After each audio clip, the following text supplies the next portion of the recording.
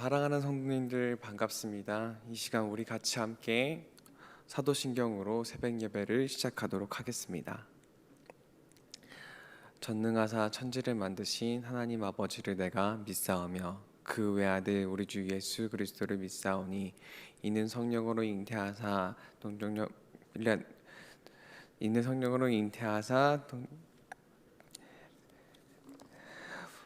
동정녀 마리아에게 나시고 본디오 빌라도에게 고난을 받으사 십자가에 못 박혀 죽으시고 장사한 지 사흘 만에 죽은 자 가운데서 다시 살아나시며 하늘에 오르사 전능하신 하나님 우편에 앉아 계시다가 저리로서 산 자 죽은 자를 심판하러 오시리라. 성령을 믿사오며 거룩한 공예와 성도가 서로 교통하는 것과 죄를 사하여 주시는 것과 몸이 다시 사는 것과 영원히 사는 것을 믿사옵나이다. 아멘.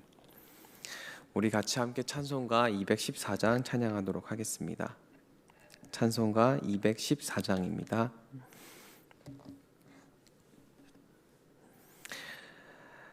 나 주의 도움 받고자 주 예수님께 빕니다. 그 구원 허락하시사 날 받아 주소서. 내 모습 이대로 주 받아 주소서. 날 위해 돌아가신 주 날 받아 주소서. 큰 죄에 빠져 영죽을 날 위해 피 흘렸으니 주 형상대로 빚으사 날 받아 주소서. 내 모습 이대로 주 받아 주소서. 날 위해 돌아가신 주 날 받아 주소서.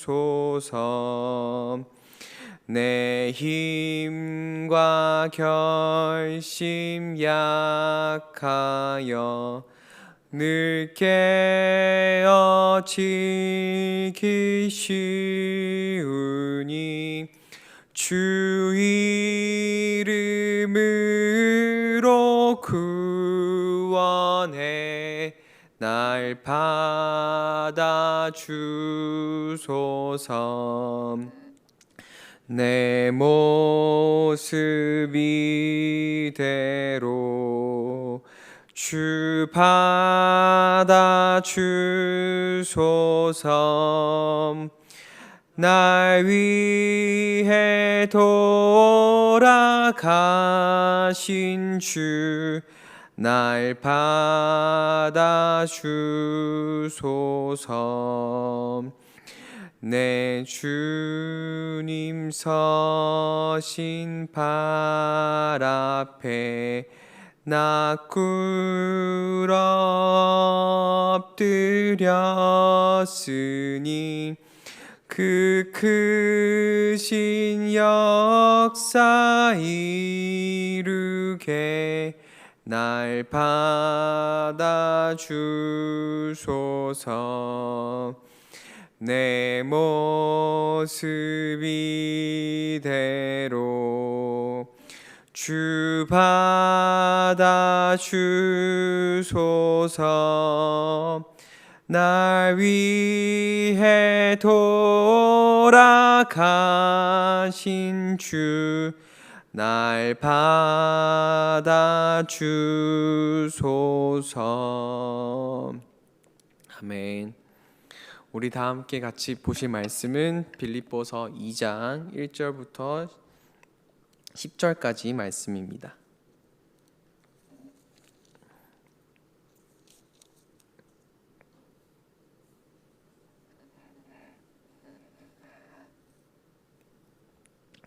빌립보서 2장 1절부터 11절입니다. 죄송합니다. 1절부터 11절까지 말씀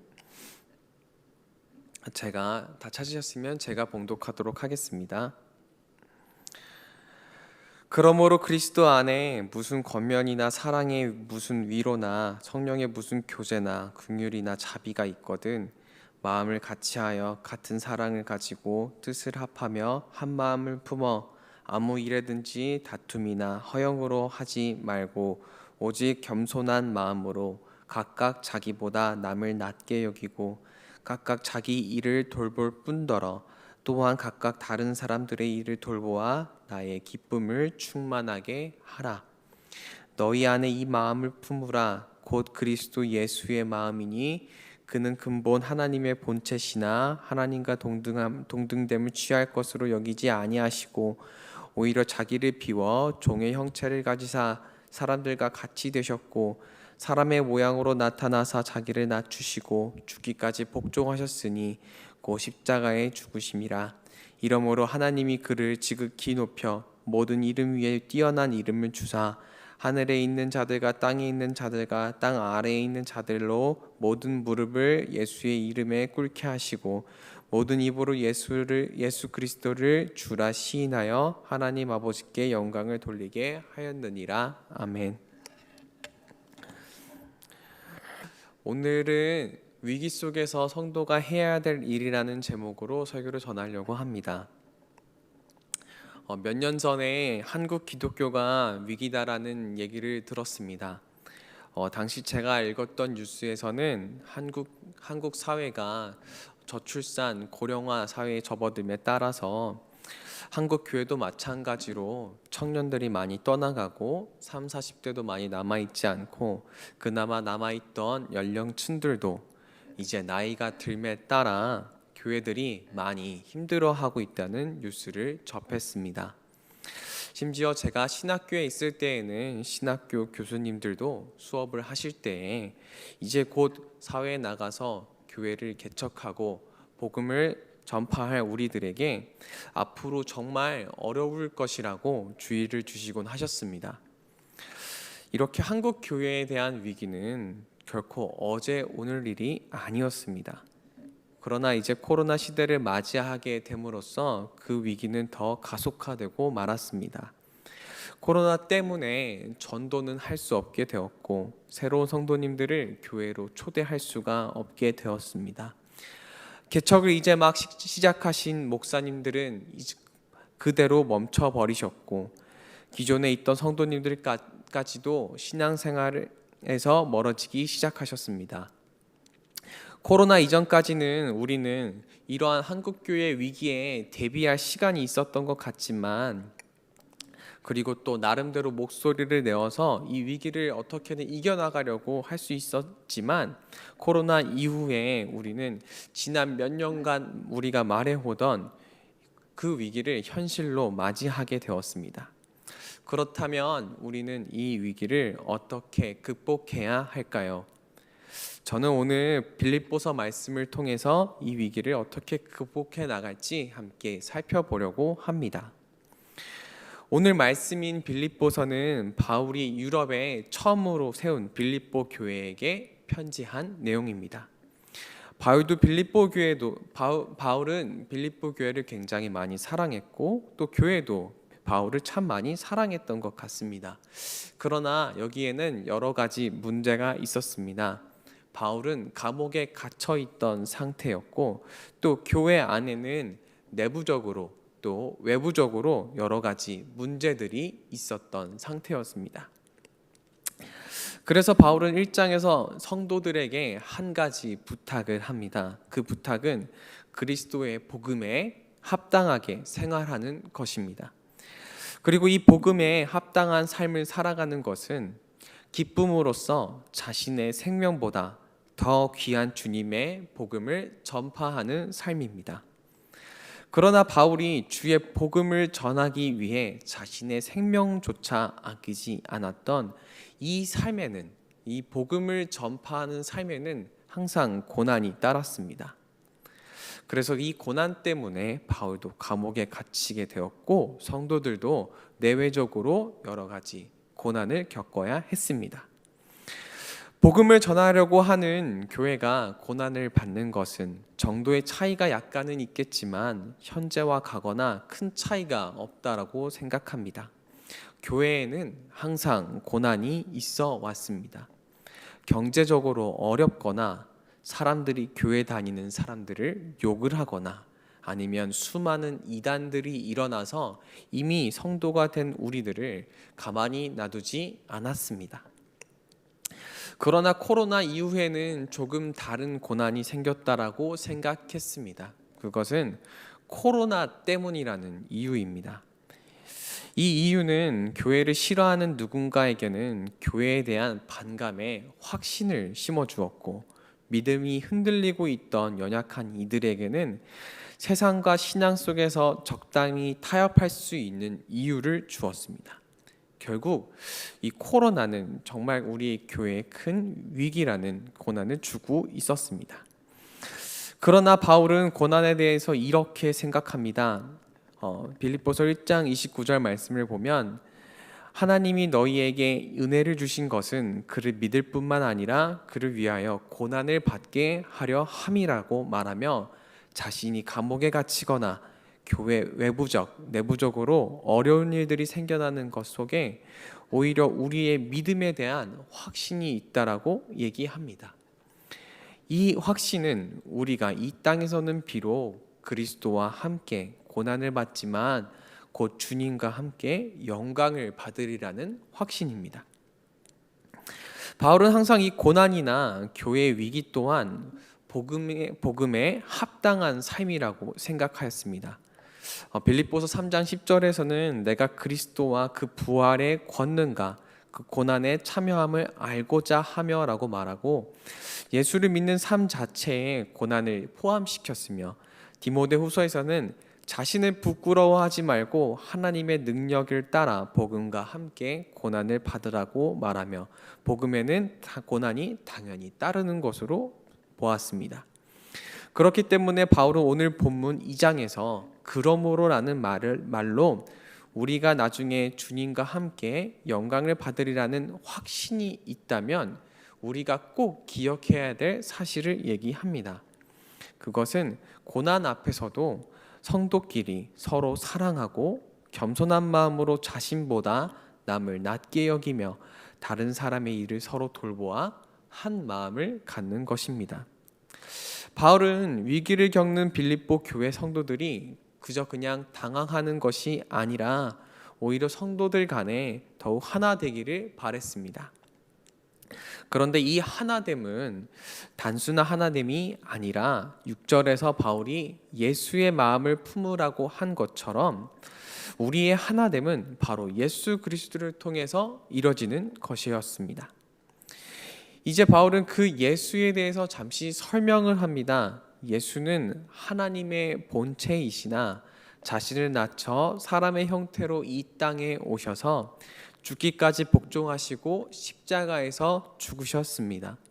그러나 예수께서 이 같은 고난을 지나셨기에 하나님은 이제 그를 지극히 높여 모든 이름 위에 뛰어난 이름을 주시고 모든 사람들이 예수를 주라고 시인하도록 하셨습니다. 바울은 우리가 함께 믿는 예수 그리스도를 통해서 말하고 싶었던 것이 있었습니다. 바로 예수의 마음은 고난만을 바라보며 힘들어하는 것이 아니었습니다.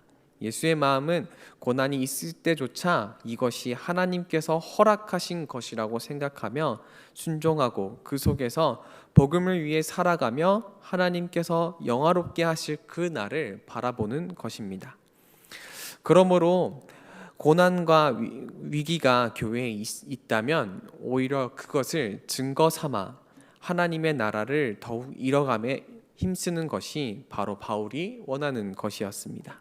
즉, 이 고난 앞에서 성도들과 더욱 믿음으로써 하나가 되고 예수가 낮아지시며 우리를 섬기셨듯이 서로 섬기며 더욱 힘을 내서 사랑하고 한 마음을 이루는 것입니다. 우리는 지금 코로나로 인해서 큰 위기를 맞았습니다. 많은 사람들이 목소리를 높여 한국 교회는 지금 큰 고난과 시련의 때라고 얘기합니다. 앞서 말씀드렸다시피 전도는 더욱 힘들어졌고 많은 성도님들의 신앙은 약해져만 갑니다. 그러나 이때 연약해져 가는 것이 아니라 오히려 바울이 말했던 것처럼 이 고난이 있을 때 이 고난이 오히려 우리의 믿음의 증거가 되시기를 바랍니다. 왜냐하면 우리가 믿는 예수 그리스도도 이 복음으로 말미암아 고난을 받으셨기 때문입니다. 연일 계속되는 코로나로 인해서 지치셨다면 이제 예수를 보고 일어나 이 고난 속에서 하나님께서 우리에게 주시는 영광을 바라보시길 바랍니다. 이제 이 영광을 바라보며 더욱 겸손한 마음을 가지시기 바랍니다. 특별히 옆에 있는 성도님들과 함께 그러시기를 간절하게 부탁드립니다. 앞으로 우리는 코로나가 아니라 또 어떠한 고난을 맞이하게 될지 모릅니다. 어떠한 또 위기를 맞게 될지 모릅니다.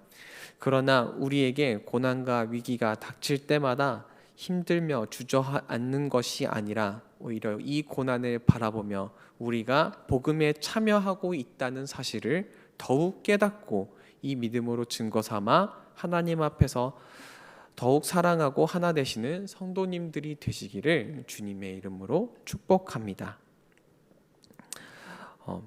우리 같이 함께 사도신경으로 주기도문으로 예배를 마치도록 하겠습니다. 하늘에 계신 우리 아버지여, 이름이 거룩히 여김을 받으시오며 나라의 마옵시며 뜻이 하늘에서 이루어진 것 같이 땅에서도 이루어지리라. 오늘날 우리에게 이러한 양식을 주옵시고 우리가 우리에게 죄진 자를 사하여 준 것 같이 우리의 죄를 사하여 주옵시고 우리를 시험에 들게 하지 마옵시고 다만 악에서 구하옵소서. 대개 나라와 권세 영광이 아버지께 영원히 있사옵나이다. 아멘.